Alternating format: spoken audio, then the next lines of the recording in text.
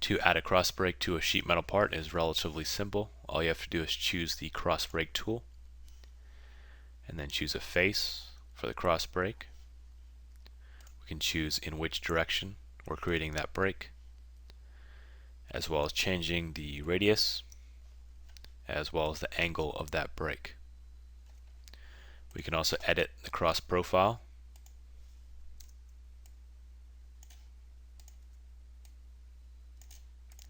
If, for example, I wanted to move these up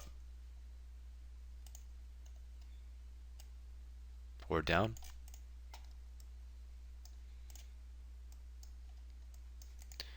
that'll shift that cross break according to my sketch.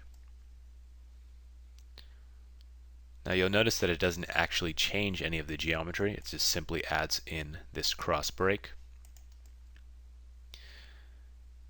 And that'll add an annotation directly into the drawing for creating that cross break.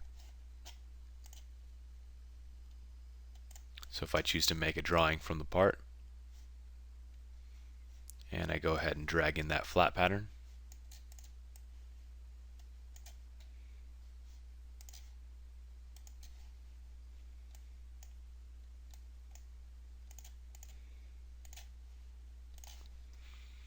we can see that this both has the bend lines now, and it also has the annotation for this cross break along with a sketch for its position.